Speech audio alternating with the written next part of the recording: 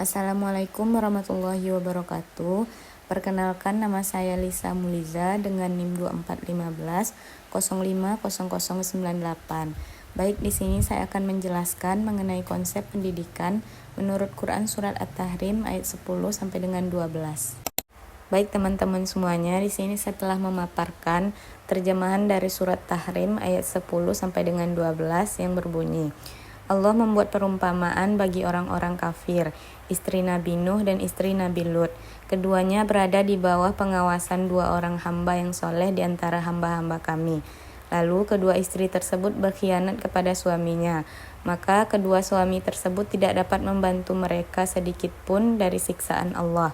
Dan dikatakan kepada keduanya, masuklah kamu ke dalam neraka bersama orang-orang yang masuk ke dalam neraka. Dan Allah membuat perumpamaan bagi orang-orang beriman, istri Fir'aun, ketika dia berkata, Ya Tuhanku, bangunkanlah untukku sebuah rumah di sisimu dalam surga, dan selamatkanlah aku dari Fir'aun serta perbuatannya, dan selamatkan aku dari kaum yang zalim. Dan di ayat ke-12, artinya, dan Maryam putri Imran yang memelihara kehormatan, maka kami tiupkan dalam rahimnya sebagian dari roh ciptaan kami, dan dia membenarkan kalimat Tuhannya serta kitab-kitabnya, dan dia termasuk orang-orang yang taat. Setelah kita tahu mengenai terjemahan dan ayat dari Quran Surat At-Tahrim, kita masuk pada landasan dasar dari ayat tersebut, di mana Quran Surat At-Tahrim ayat 10 sampai dengan 12 memuat kisah 4 perempuan yang dijadikan pelajaran oleh Allah Subhanahu wa taala. Dua di antaranya adalah istri Nabi Nuh dan juga istri Nabi Lut yang merupakan contoh orang-orang yang ingkar kepada Allah. Sedangkan dua lainnya yaitu istri Fir'aun serta Maryam sebagai seorang teladan dalam keimanan serta ketakwaan. Melalui ayat-ayat ini, Al-Quran mengajarkan bahwa kemuliaan seseorang tidak ditentukan oleh keturunan, keluarga, atau kedudukan sosial, melainkan oleh iman serta ketakwaannya kepada Allah Subhanahu wa taala. Selanjutnya kita masuk pada pembahasan masing-masing ayat. Di ayat ke-10 ini, Allah menjadikan istri Nabi Nuh serta istri Nabi Lut sebagai contoh bagi orang-orang kafir. Meskipun hidup bersama Nabi yang soleh, keduanya tidak beriman sehingga tidak memperoleh manfaat dari para suaminya.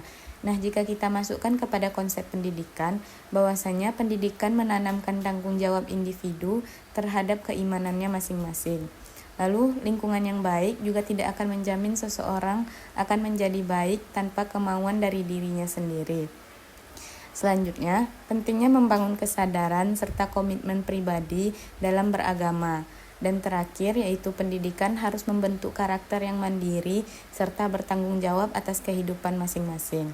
Pada ayat ke-11 ini, Allah menjadikan istri Fir'aun sebagai teladan bagi orang-orang beriman.